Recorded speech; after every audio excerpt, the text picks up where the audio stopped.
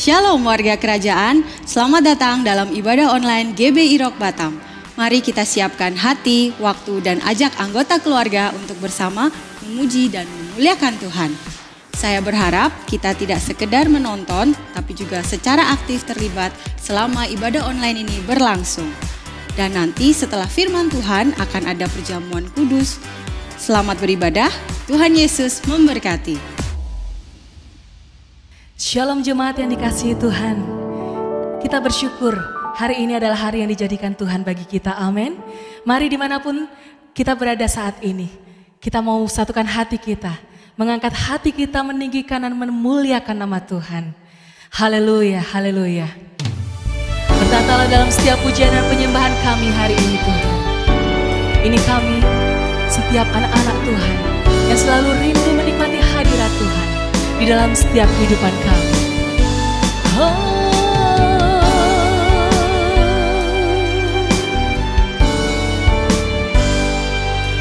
Haleluya.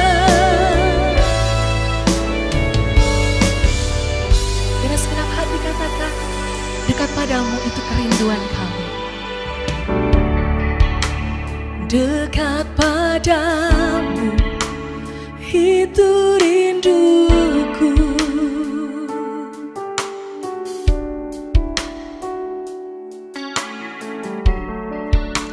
Setiap kataku kau pun menunggu.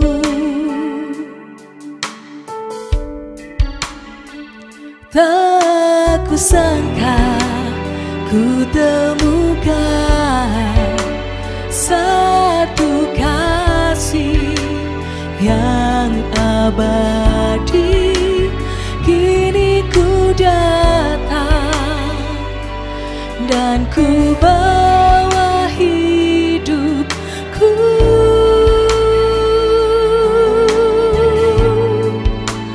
memandang wajahmu,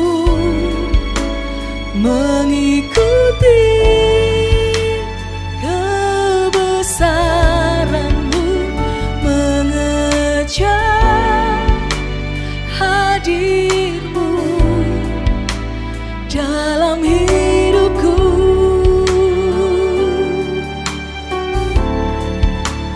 Membawa sembahku, menyatakan kebesaranmu, mengejar hadirmu dalam hidupku.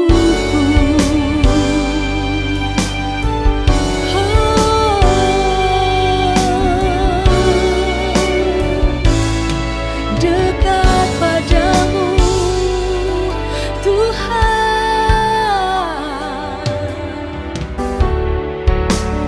dekat padamu itu rinduku. Di setiap kataku, setiap kataku kau pun menunggu. Haleluya. Tak kusangka ku temukan satu kasih yang abadi. Kini ku datang dan ku bawa hidupku, memandang wajahmu, mengikuti kebaikanmu, mengejar hadirmu dalam hidupku. Membawa sembah, membawa sembahku, menyatakan kebesaran-Mu, mengejar hadir-Mu dalam hidupku.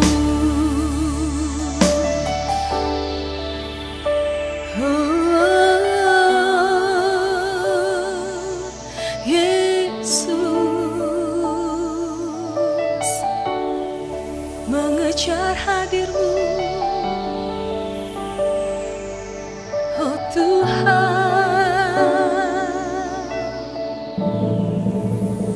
Mari sama-sama angkat tangan kita memuji Dia, sembah Dia.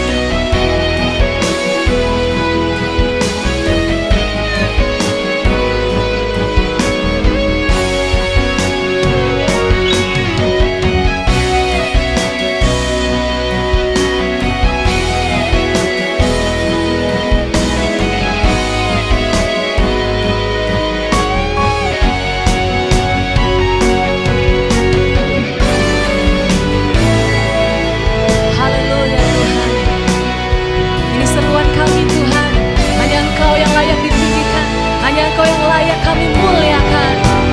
Memandang wajah-Mu, mengikuti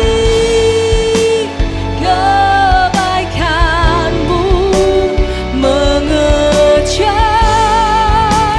hadir-Mu dalam hidupku.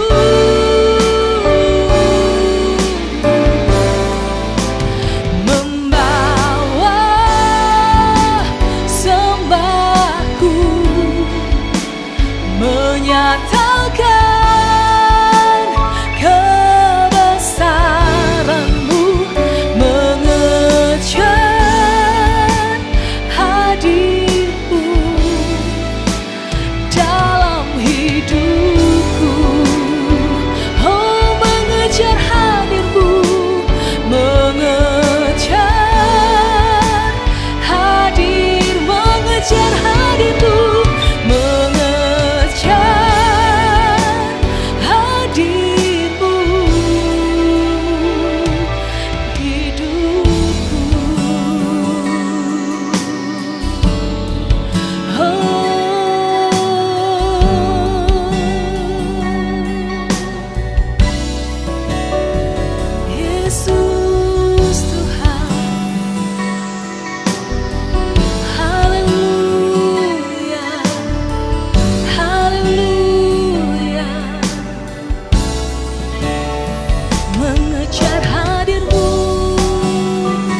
menyatakan kebesaran-Mu, mengikuti kebaikan-Mu Tuhan. Itu kerinduan kami. Haleluya, haleluya, haleluya. Yesus, sebab hanya Engkau yang kami sembah, hanya Engkau yang kami tinggikan, hanya Engkau yang kami puja selalu dalam hidup kami. Oh Yesus Kristus Tuhan. Haleluya,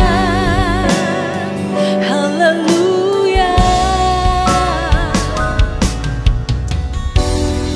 Terpujilah nama-Mu Tuhan, dulu, sekarang, dan sampai selama-lamanya. Haleluya, haleluya.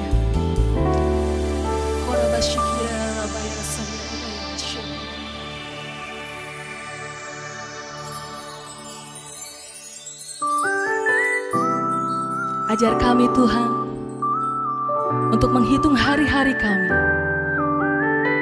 supaya setiap kami mempunyai hati yang bijaksana. Haleluya. Give me your heart to worship you. Give me your heart to love you. Teach me, Lord, to number my days. that I may please your heart in all my days. Give me a heart to worship you. Give me a heart to love you. Teach me, Lord, to number my days, that I may please your heart in all my days.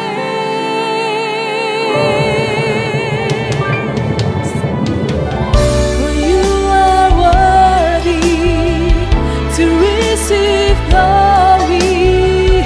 To you my life I yield, I will bless you all my days. I lift my hands to you, my life is yours to use. A living sacrifice, be acceptable to you. Hallelujah. Give me a heart, Lord. Give me a heart to worship you. Give me a heart to love you. Teach me, Lord, to number my days, that I may please your heart in all my days. For you are worthy to receive glory. To you my life I yield, I will bless you all my days. I lift my hands to you, my life is yours to use. A living sacrifice, be acceptable. For you are worthy to receive glory. To you my life I yield, I will bless you all my days. I lift my hands to you, my life is yours to you. A living sacrifice, be acceptable to you. Hallelujah.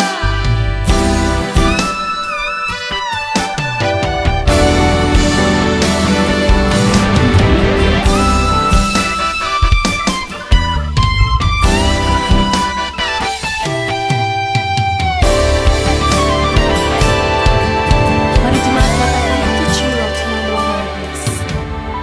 Teach me, Lord, to number my days. Yes, Lord, that I may please your heart in all my days.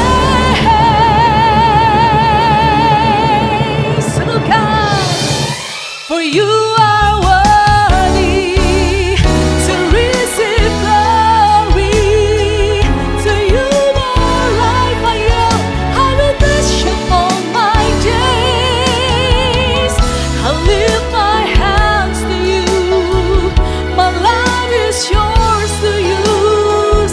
A living sacrifice, be acceptable. For you are worthy, for you are worthy to receive glory.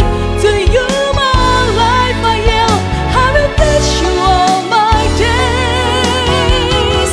I lift my hands to you, my life is yours to use. A living sacrifice, be acceptable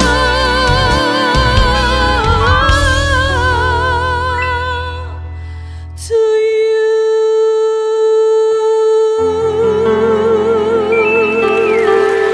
Mari saudara beri sorak-sorai kemenangan bagi Tuhan kita. Haleluya, haleluya, haleluya. Terpujilah namamu Tuhan. Haleluya, haleluya.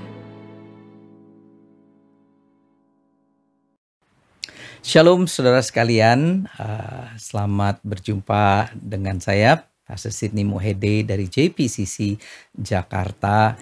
Dan saya berdoa dan berharap bahwa hari ini saya menemukan saudara semua dalam keadaan yang sehat, dalam keadaan yang baik, dan selalu disertai oleh Tuhan. Hari ini saya diberikan kesempatan untuk bisa membagikan firman Tuhan bagi saudara sekalian. Dan tema yang saya diberikan adalah untuk to equip, to nurture, atau memberikan contoh kepada orang-orang di sekeliling kita. Dan izinkan saya untuk hari ini membagikan sesuatu yang ada dalam hati saya selama beberapa waktu terakhir ini. Bahwa saat ini memang kita sedang hidup di zaman yang atau di masa yang sangat sulit, di masa pandemi yang membuat begitu banyak orang saat ini penuh dengan kekhawatiran, penuh dengan kecemasan akan masa depan dan lain sebagainya. Tetapi saya juga memperhatikan dalam beberapa bulan terakhir ini bahwa pandemi ini menunjukkan kepada kita semua bahwa ternyata kita semua berada dalam posisi yang sama, berada dalam satu level yang sama, di mana kita semua belum pernah mengalami apa yang sedang kita alami saat ini. And this is the time, dan ini adalah waktu yang buat saya sangat luar biasa indahnya bagi gereja untuk kita bisa bangkit bersama-sama menjadi terang, menjadi garam bagi dunia ini. Kalau saya berbicara tentang gereja, saya bukan sekedar berbicara tentang sebuah gedung atau sebuah tempat. Tetapi gereja adalah saudara dan saya, di mana kita yang saat ini diminta oleh Tuhan, diminta oleh firman-Nya untuk kita bangkit dan menunjukkan siapa diri kita dan siapa Kristus di dalam kita bagi banyak orang. Dan ada seorang one of my favorite teacher yang saya sangat kagumi bernama Dr. Ravi Zacharias, dan dia berkata begini, saya akan bacakan terjemahan dalam bahasa Indonesianya. Dikatakan bahwa landasan atau di dasar di mana hidup Anda dibangun di atasnya adalah hal yang akan tetap bertahan ketika badai hidup datang. Dan badai pasti datang. Ini bukan pertanyaan apakah badai akan datang, tetapi pertanyaannya adalah kapan badai itu datang. Dr. Ravi mengatakan bahwa landasan, dasar, it's the foundation on which we build our lives. Hanya itu yang akan bertahan pada saat badai datang. Hari ini pertanyaan saya kepada kita semua sebagai gereja Tuhan, sebagai anak-anak Tuhan. Landasan seperti apakah yang kita miliki? Pada saat dunia melihat kita, pada saat dunia melihat gereja, landasan apa yang kita miliki yang tetap bertahan di tengah-tengah pandemi dan di tengah-tengah badai yang sedang melanda kita saat ini? Karena jelas bukanlah tentang sebuah kebaktian di hari Minggu lagi, bukanlah tentang betapa canggihnya pujian penyembahan kita pada saat kita kebaktian, tetapi terlebih dari itu adalah tentang bagaimana cara kita hidup menurut firman Tuhan dan hidup menurut karakter dan pribadi daripada Tuhan. Karena kita semua, saudara dan saya, diciptakan menurut rupa dan gambarnya. Now, izinkan saya membacakan Filipi pasal yang kedua ayat yang ke-5. Dikatakan begini. Hendaklah kamu masing-masing memiliki sikap yang sama seperti sikap yang ada pada Kristus Yesus. Ia sama seperti Allah dalam segala hal. Namun dia, Yesus, tidak memikirkan untuk mempertahankan kesamaannya dengan Allah. Sebaliknya, ia mengosongkan dirinya. Dia menerima peran hamba dan menampakkan diri dalam bentuk manusia. Selama hidupnya selaku manusia, perhatikan, ia merendahkan diri dengan sangat taat kepada Allah. Biarpun hal itu membuat kematiannya mati di kayu salib. Jadi Allah membangkitkannya ke tempat yang sangat penting dan memberikan kepadanya nama yang lebih besar daripada semua nama yang lain. Allah melakukan hal itu supaya setiap orang akan sujud untuk memuliakan nama Yesus. Setiap orang yang ada di surga, di bumi, dan di bawah bumi akan menyembahnya. Mereka semuanya akan mengaku Yesus Kristus adalah Tuhan. Perhatikan ini. Dan hal itu akan membawa kemuliaan bagi Allah Bapa. Sikap seperti apa yang Rasul Paulus katakan untuk kita miliki, dan kita akan temukan itu dari ayat-ayat yang sebelumnya. Saya akan bacakan ini. Sikap apa yang bisa membawa kemuliaan bagi Allah? Apakah ada cara dalam Kristus, ini ayat yang pertama, yang dapat kuminta dari kamu untuk melakukan sesuatu? Rasul Paulus bertanya kepada kita semua, ada hal apakah cara dalam Kristus yang dapat kuminta untuk kamu melakukan sesuatu? Apakah kasihmu membuat kamu mau menghibur aku? Apakah kita sama-sama ambil bagian dalam Roh Kudus? Apakah kamu memiliki belas kasihan dan kebaikan?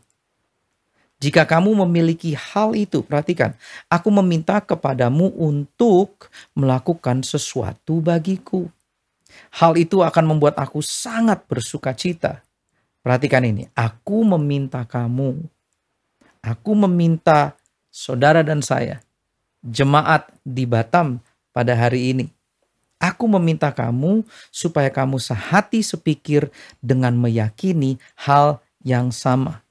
Bersatulah dalam mengasihi.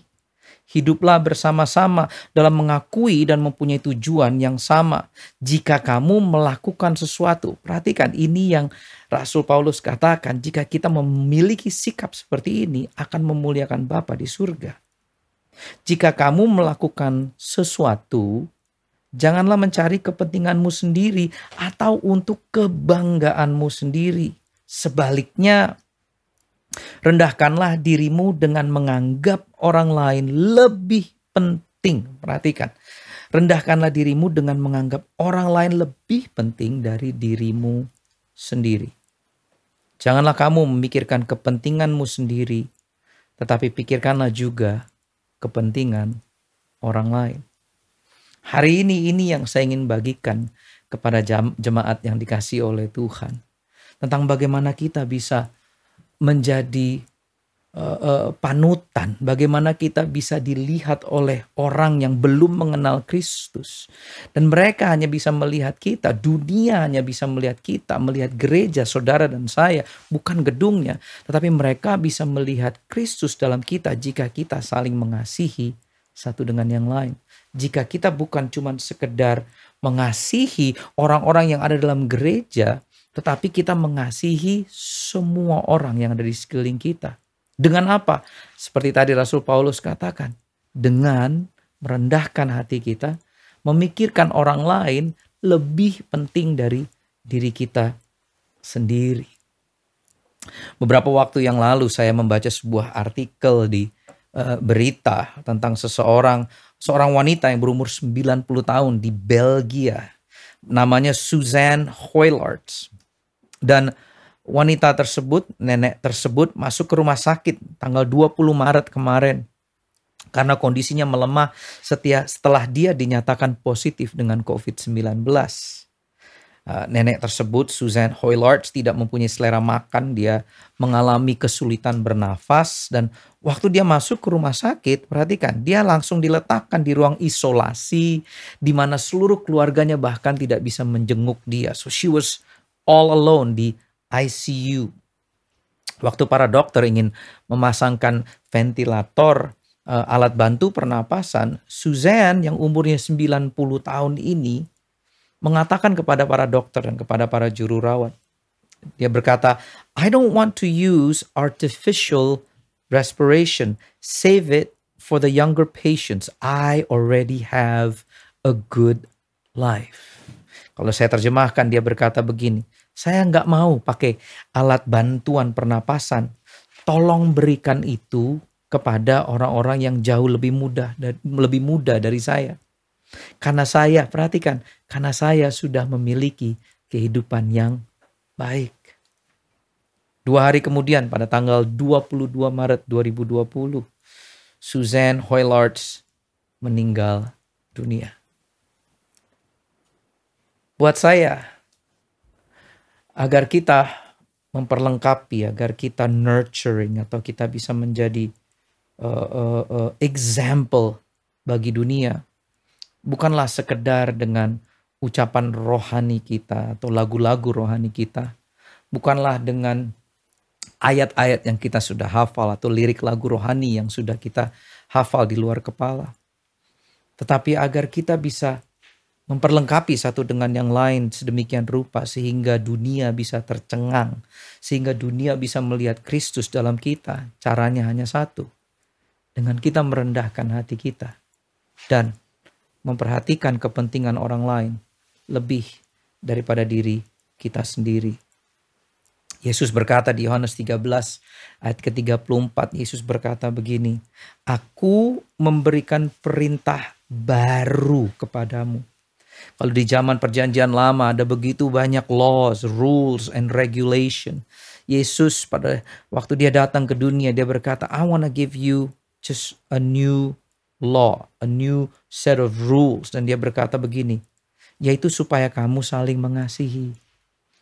Sama seperti aku telah mengasihi kamu, demikian pula kamu harus saling mengasihi. Ini bukanlah sebuah pilihan, tetapi sebuah kewajiban untuk kita semua yang adalah gerejanya yang sudah dipanggil dan diciptakan menurut rupa dan gambarnya. Kita yang adalah pengikut Kristus, kita harus mengasihi satu dengan yang lain.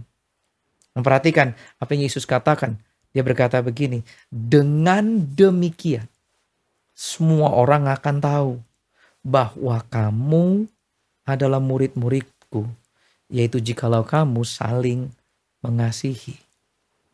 Bagaimana dunia bisa mengenal atau mengetahui bahwa kita adalah pengikut Kristus, atau di zaman sekarang kita adalah orang Kristen? Bukanlah karena kita berjemaat di hari Minggu. Sekarang kita bahkan sudah tidak bisa untuk berkumpul. Sangat sulit untuk kita berkumpul di zaman COVID-19 ini. Sebelum vaksin ditemukan akan sangat sulit untuk kita berkumpul dalam jumlah yang besar. Artinya kita dikenal sebagai orang Kristen bukan karena KTP kita menuliskan kita Kristen. Tetapi Yesus berkata, dengan demikian orang, dunia, semua yang memperhatikan hidup kita akan tahu bahwa kita adalah pengikut Dia. Dari mana? Dari cara kita mengasihi satu dengan yang lain. It's as simple but as difficult to do. Karena kita hidup di zaman di mana kita lebih mementingkan diri kita sendiri dibandingkan kita mementingkan orang lain.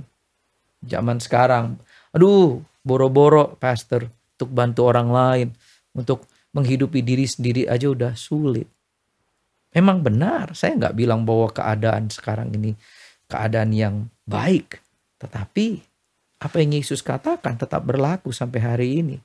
Bukan cuma sekedar pada waktu keadaan kita masih baik, tetapi terlebih pula pada saat kita dalam keadaan di dalam badai sekalipun, dunia akan tahu bahwa kita mengikuti Kristus, bahwa kita menjadi contoh bagi dunia, bahwa kita memperlengkapi satu dengan yang lain, bukanlah dengan nyanyian, bukanlah dengan pengajaran yang luar biasa atau ayat-ayat yang bisa kita katakan, tetapi pada saat kita saling mengasihi satu dengan yang lain. Now, more than ever, kita harus menunjukkan kasih Kristus yang sebenarnya. Matius 20 mengatakan begini ayat 25. Tetapi Yesus memanggil kami semua dan berkata, "Kalian tahu bahwa para pemimpin dan pembesar bangsa-bangsa yang bukan Yahudi suka memerintah masyarakat dengan keras dan menindak hak-hak mereka. Tetapi kalian tidak boleh seperti mereka. Kalau di antara kalian yang mau menjadi orang yang terkemuka," perhatikan. If you want to be the greatest, jika kalian ada yang mau menjadi terkemuka, dia harus mengambil tempat yang paling hina dan menjadi pelayan kalian. Dan siapa saja dari kalian yang mau menjadi orang nomor satu, dia harus menjadi budak bagi semua kalian yang lain. I love this. Kalian, ini Yesus yang berkata, harus mengikuti teladanku. Saudara, saya sangat suka dengan pengajaran Yesus karena sebelum Yesus meminta untuk kita melakukan sesuatu, Dia yang terlebih dahulu menunjukkannya kepada kita caranya bagaimana. Itu sebabnya Yesus berkata, kalian harus mengikuti teladanku. Karena aku, anak manusia, datang ke dunia ini bukan untuk dilayani oleh orang-orang lain, tetapi untuk melayani orang lain dan memberikan hidupku sebagai kurban menebus banyak orang dari perbudakan karena dosa-dosa mereka. Yesus menantang cara kita berpikir tentang menjadi great, menjadi hebat, menjadi yang terkemuka. It's not about status, it's not about finance, bukan pada saat kita meraih tahta terbanyak, uang terbesar atau terbanyak. Bukan itu yang membuat kita menjadi hebat. Tetapi Yesus berkata, engkau mau menjadi hebat? Layanilah satu dengan yang lain. Layanilah mereka, anggaplah orang lain lebih penting dari diri sendiri. This is revolutionary, ini sangat luar biasa. Roma 15 is one of my favorite passages. Salah satu ayat-ayat yang saya sangat suka. Di ayat yang pertama dan kedua dikatakan begini, kita yang kuat, saudara dan saya yang kuat, kita yang kuat, wajib menanggung kelemahan orang yang tidak kuat. Dan jangan kita mencari kesenangan kita sendiri. Setiap orang di antara kita harus mencari kesenangan sesama kita demi kebaikannya. Kebaikan dia, bukan kebaikan kita. Untuk membangunnya. Saya akan bacakan dalam bahasa Inggris dalam terjemahan The Message Bible dikatakan begini.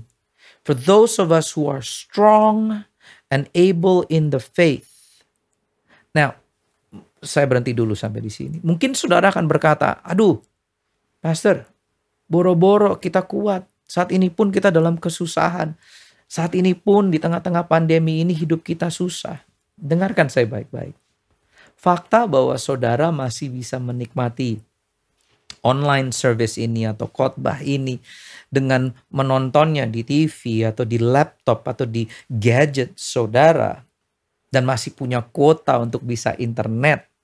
Dengarkan saya baik-baik.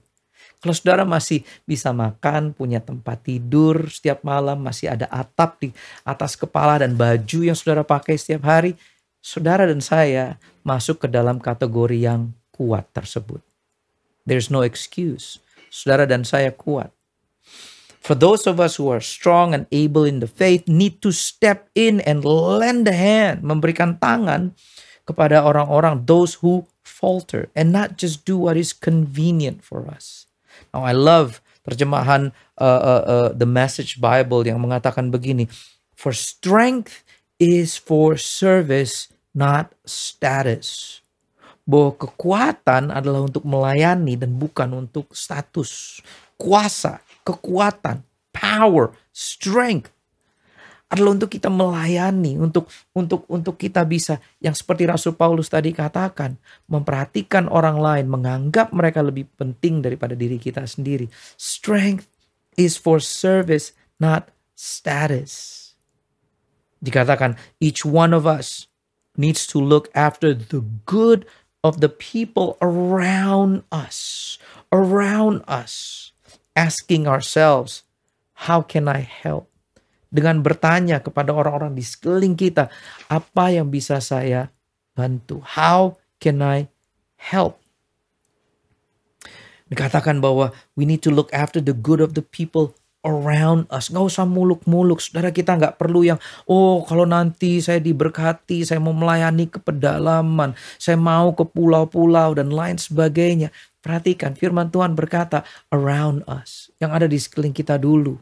Itu adalah orang-orang yang seharusnya kita bantu. Orang-orang yang masuk ke dalam kategori mengasihi satu dengan yang lainnya. And to ask, how can I help?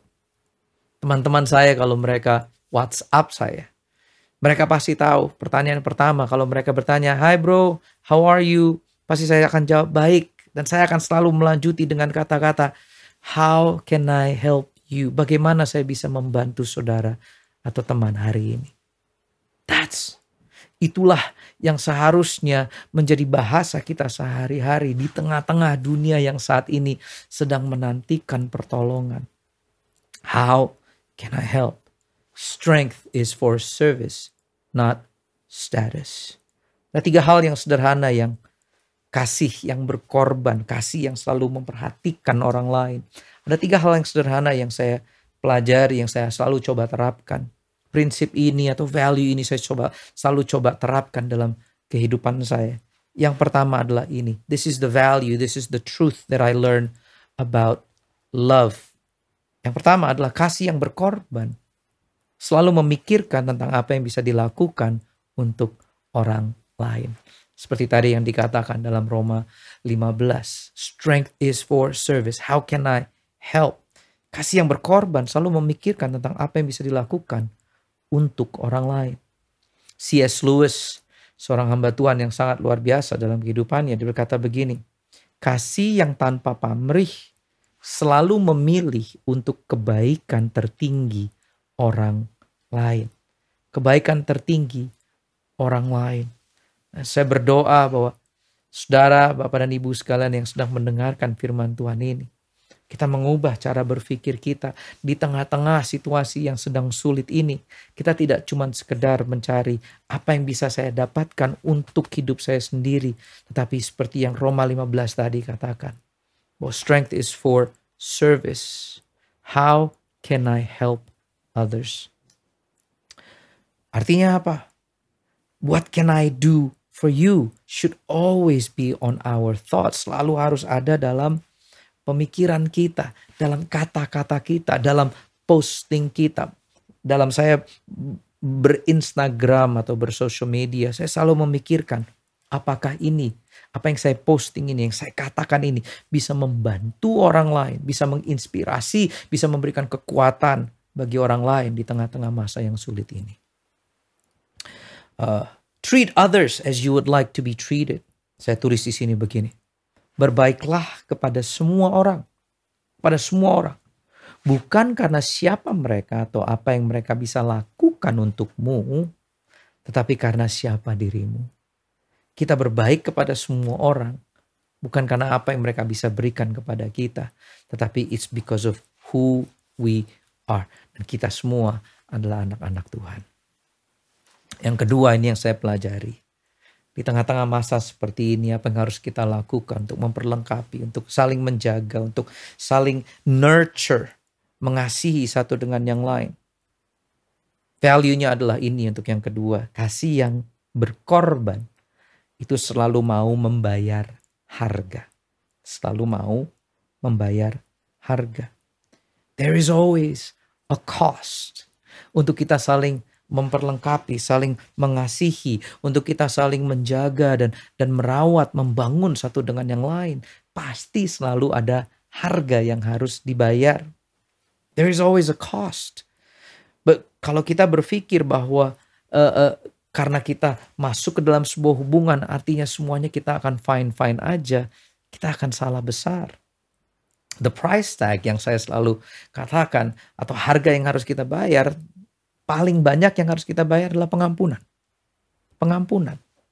Untuk kita bisa saling menjaga, membangun. Untuk kita bisa saling hidup bersama-sama. To nurture and equip one another. Pasti yang namanya gesekan terjadi. Itu sebabnya saya selalu bilang. Orang yang mengerti tentang kasih yang berkorban. Pasti selalu adalah orang yang pertama mau membayar harga. Dan harga yang harus dibayar adalah kata pengampunan. Untuk mengampuni orang-orang yang bergesekan dengan kita. Dan karena pasti kita semua akan bergesekan satu dengan yang lain. Tetapi yang selalu membayar harga, perhatikan ini. Yang selalu membayar harga adalah orang yang ingin mempertahankan hubungan. Kita semua, saudara dan saya, diminta oleh Tuhan Yesus untuk saling menjalin hubungan satu dengan yang lain. Itu sebabnya kita semua harus dengan cepat mengampuni orang lain yang berbuat salah kepada kita. Dan yang ketiga ini yang saya pelajari tentang kasih yang berkorban. Kasih yang selalu menjaga, membangun satu dengan yang lain. Perhatikan, kasih yang berkorban selalu dimulai dari Tuhan. Salah besar jika saudara dan saya berpikir bahwa kasih itu berasal dari kita. Bahwa, karena saya seperti ini, itu sebabnya saya bisa mengasihi orang lain. No. Kita bisa mengasihi karena Yesus Kristus yang sudah terlebih dahulu memberikan kasihnya kepada kita. Karena Bapa di surga yang sudah terlebih dahulu memberikan kasihnya kepada kita. Maka nyatalah kasih yang luar biasa itu. 1 Yohanes 4 ayat yang ke-10. Maka nyatalah kasih yang luar biasa itu. Kasih yang luar biasa bukan ketika kita yang mengasihi Allah. Perhatikan. Kasih yang luar biasa bukan ketika kita yang mengasihi Allah. Tapi ketika Allah menunjukkan kasihnya kepada kita. Yaitu ketika Allah Bapa di surga mengutus anaknya Yesus Kristus untuk menjadi korban perdamaian yang menghapus dosa di mata Allah. Sehingga Allah tidak marah lagi kepada kita. Sebuah hubungan, sebuah gereja, sebuah perkumpulan orang-orang yang saling mengasihi satu dengan yang lain. Tidak bisa cuman sekedar dimulai dari emotion, feeling. Oh, aku mengasihi kamu. Mari bergandengan tangan satu dengan yang lain. Tetapi saya yakin di zaman saat ini yang dunia ingin lihat adalah kasih yang mau berkorban. Dan itu hanya bisa didapatkan dari sebuah landasan, a foundation of the heart transforming love of God in our lives. Tidak bisa tidak. Tidak bisa cuman sekedar dengan pengajaran atau dengan lagu-lagu rohani yang indah. Tetapi pada saat saudara dan saya mengerti makna daripada aku dikasihi oleh Tuhan, that God loves me. Pada saat itulah saudara dan saya, Bapak dan Ibu sekalian, kita pun bisa mengasihi orang lain. Bisa mengasihi orang lain. Seperti kita sadar betapa Tuhan Yesus mengasihi kita. Dan saya percaya bahwa ini yang sangat diperlukan oleh dunia pada saat ini. Mungkin firman Tuhan hari ini adalah firman Tuhan yang sederhana, yang saya yakin dan percaya saudara sudah pernah mendengarkannya sebelumnya. Tetapi saya pelajari beberapa waktu terakhir ini bahwa ternyata yang foundational ini saking seringnya kita dengar atau saking simpelnya, saking sederhananya. Tetapi yang this foundational truth kita lupa. Karena saking sederhananya, because it's so simple. Tapi untuk kita bisa saling menjaga, saling mengasihi sebagai gereja, saling nurture, saling memperlengkapi satu dengan yang lain. Tidak bisa cuma sekedar menjadi sebuah slogan di gereja. Tidak bisa cuma sekedar menjadi sebuah pengajaran yang harus kita kerjakan. Tetapi untuk kita bisa memperlengkapi dengan mengasihi satu dengan yang lain. Dimulai dari sebuah keyakinan dalam kehidupan kita. Bahwa aku sangat dikasihi oleh Bapa di surga. Itu sebabnya saya sangat suka dengan apa yang Rasul Paulus katakan. Waktu dia berkata, for I am convinced. Sebab aku yakin. For I am convinced that nothing. Tidak ada satu hal pun. Baik di bumi, di atas bumi, di bawah bumi. Tidak ada makhluk apapun juga yang bisa memisahkan kita dari kasih Tuhan. Yang bisa memisahkan. Tidak ada satu hal pun. Pada waktu kita yakin. Pada waktu kita bahasa Inggrisnya tadi. Convinced. That God loves me. That God loves you. Bahwa Bapa di surga mengasihi. Dia yang mengirimkan anaknya yang tunggal Yesus Kristus bagi saudara dan saya. Pada saat kita sadar bahwa yang saat ini sedang dinantikan oleh dunia adalah kasih yang tanpa pamrih. Kasih yang tidak hitung-hitungan. Kasih yang selalu membangun satu dengan yang lain. Kasih yang selalu melihat kekuatan, strength is for service. Dan bukan untuk sebuah status, bukan untuk sesuatu yang kita bisa nikmati. Pada saat kita bisa menunjukkan kepada dunia bahwa mereka, orang-orang di sekeliling kita menganggap mereka lebih penting dari diri kita sendiri. Dengarkan saya baik-baik. Pada saat itulah dunia akan tercengang.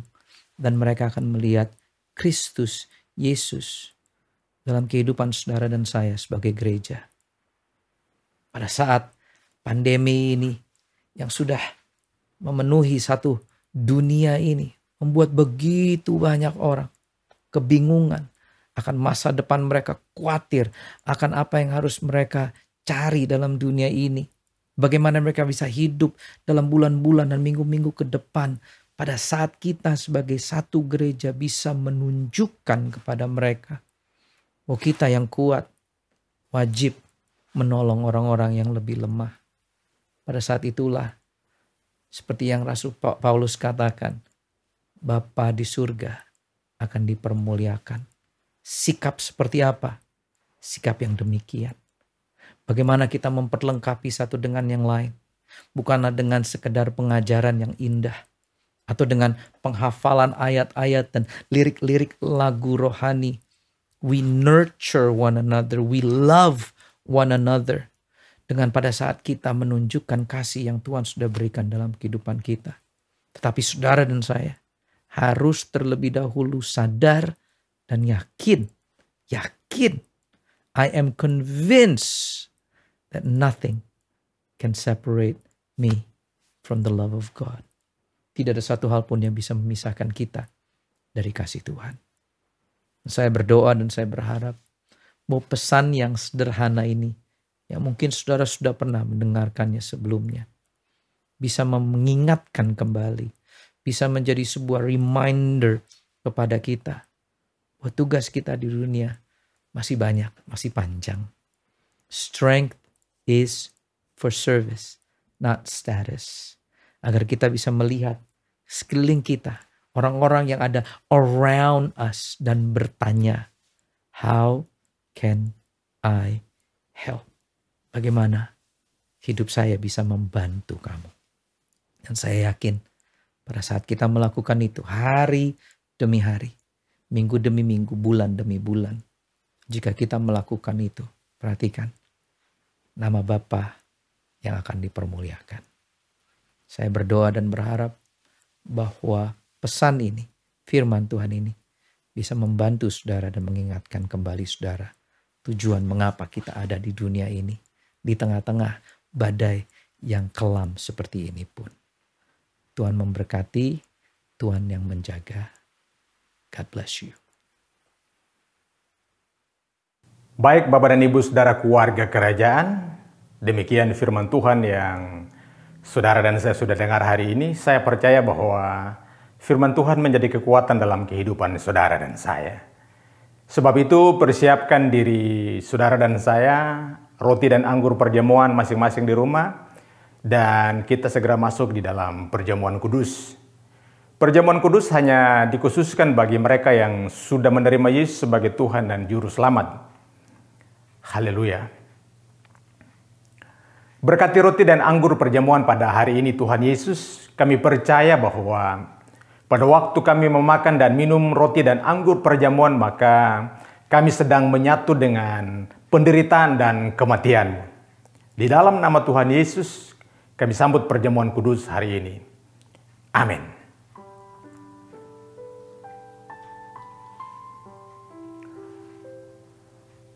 Saya ingin membacakan firman Tuhan di dalam kitab Lukas pasal yang ke-22, ayatnya yang ke-19 buat kita semua.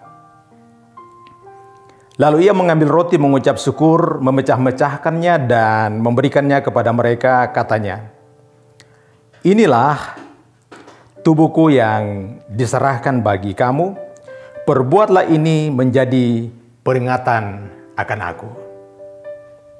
Angkat roti tinggi-tinggi melewati kepala saudara dan saya.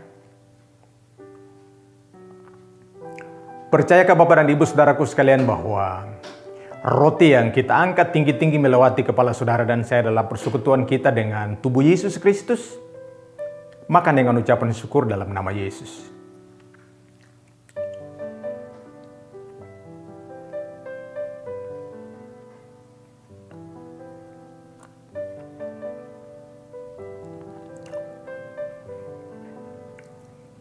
Demikian juga ia mengambil cawan dan berkata, "Cawan ini adalah perjanjian baru oleh darahku yang ditumpahkan bagi kamu." Angkat cawan perjamuan tinggi-tinggi melewati kepala saudara dan saya. Darahnya telah dicurahkan buat menebus dosa saudara dan saya, dan itu sempurna adanya. Percaya ke Bapak dan Ibu saudaraku sekalian bahwa anggur perjamuan yang kita angkat tinggi-tinggi melewati kepala saudara dan saya adalah persekutuan kita dengan darah Yesus Kristus. Minum dengan ucapan syukur dalam nama Yesus. Haleluya.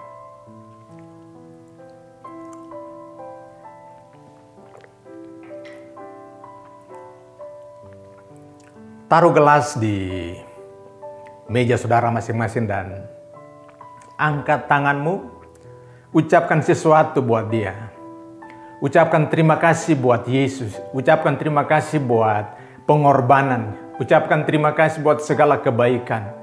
Ucapkan terima kasih buat kasih karunia yang Tuhan kerjakan dalam kehidupan saudara dan saya. Hari ini kita ada semua karena anugerah Tuhan. Kami mengucap syukur dan terima kasih Tuhan untuk segala kebaikan. Terima kasih Bapa. Kami menikmati segala yang baik itu karena anugerah-Mu. Kami ada hari ini karena anugerah Tuhan. Terima kasih Pak. Berkati keluarga lepas keluarga, rumah tangga lepas rumah tangga, pribadi lepas pribadi, usaha pekerjaan, dimanapun kami berada. Berkat Tuhan, penyertaan, pemeliharaan, penjagaan, proteksi daripada surga ada atas seluruh kehidupan kami. Terima kasih Bapak yang baik untuk segala kebaikan. Kami kembalikan segala pujian, hormat, kemuliaan, dan kuasa bagi Bapa di sorga. Di dalam nama Tuhan Yesus Kristus kami berdoa dan mengucap syukur. Haleluya. Amin.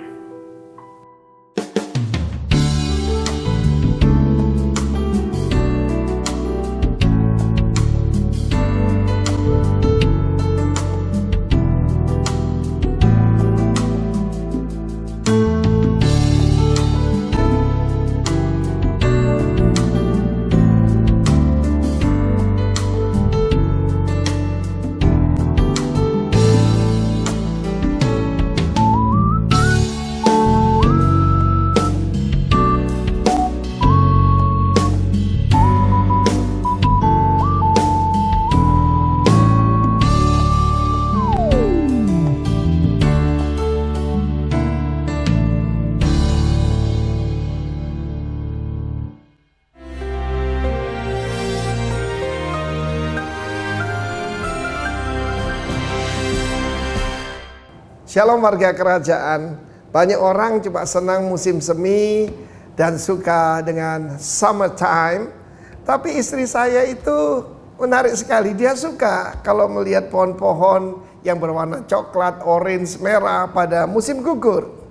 Kita pernah pergi ke satu tempat yang sangat indah namanya Chusaiko di daerah utara sana dekat Tibet ya, di China. Tetapi sayang kita datang tidak pada musim gugur. Sehingga daun-daunnya cuma hijau. Dan refleksi di danau itu cuma kelihatan hijau. Dan mereka berkata, kamu datang pada musim yang keliru. If you come on autumn or fall, akan begitu indah karena berwarna-warni.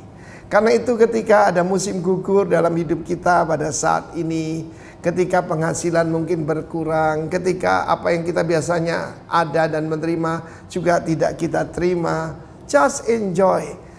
Dalam Yakobus 1:12 kata, berbahagialah orang yang menghadapi berbagai percobaan dan lulus tahan uji. Dia akan menerima apa?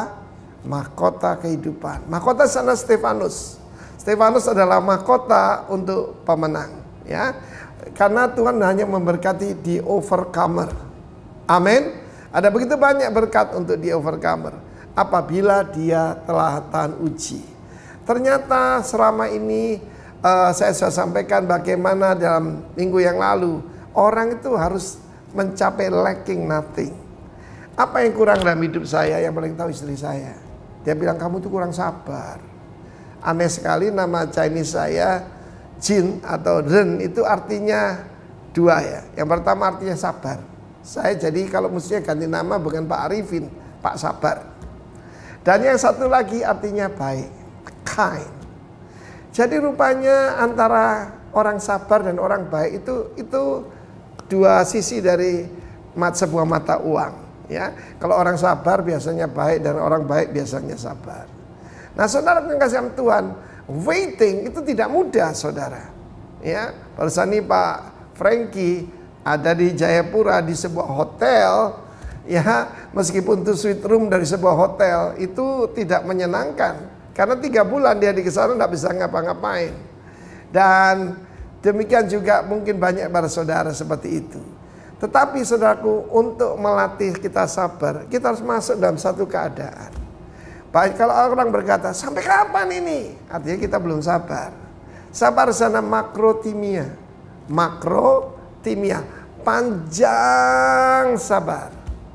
Panjang sabar dan kelemah lembutan itu saudara kembar. Saudara, berbagai orang yang lemah lembut, sebab dia akan mewarisi bumi kan?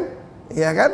Dan firman Tuhan menjelaskan pada kita, Yakobus 1:12, yang kita mau tunggu adalah bukan cuma sempurna, but the crown of life. Life di sana zoe, hidup yang kekal. Karena itu di dalam 2 Timotius pasal 2 digambarkan 3 golongan orang. Yang pertama prajurit yang baik dari Kristus Yesus. Yang kedua seorang atlet yang menjadi juara. Dan yang ketiga seorang petani yang tekun, yang sabar, yang menanti hasil yang baik. Karena itu ketiga-tiganya memerlukan ketekunan. Ya, kesabaran, ketekunan, ketahanan, ini adalah yang Tuhan mau dalam hidup kita. Itu membuktikan kualitas hidup kita. Ingat ya, bukan soal doing tapi being. Karena kita diciptakan menurut citra dan gambar Allah. Dan Tuhan itu Maha Pengasih, Maha Penyayang. Tuhan memberkati kita semua. Makin sabar, makin tekun, dan makin kuat di dalam Tuhan. Bertahan menghadapi segala sesuatu. The crown of life tersedia untuk saudara saya. Haleluya, amin. Demikian seluruh rangkaian ibadah kita pada hari ini, Bapak dan Ibu Saudaraku. Saya percaya kita semua diberkati oleh Tuhan dan tiba saatnya kita akan berpisah satu dengan yang lain. Tetapi saya sangat yakin dan percaya di dalam Kristus Yesus Tuhan kita tetap terkoneksi satu dengan yang lain. Angkat tangan Bapak dan Ibu Saudaraku dan terimalah berkat yang datang daripada Tuhan. Kiranya Tuhan Yesus yang mempunyai langit dan bumi dan segala isinya memberkatimu dan melindungimu. Tuhan menyinari engkau dengan wajahnya serta memberi engkau kasih karunia. Tuhan menghadapkan wajahnya kepadamu dan berikan engkau damai sejahtera. Terimalah berkat ini di dalam nama Bapa, Putra dan Roh Kudus, yaitu di dalam nama Tuhan Yesus Kristus. Percaya diberkati Tuhan, sama-sama kita katakan amin. Tuhan Yesus memberkati. Selamat hari Minggu.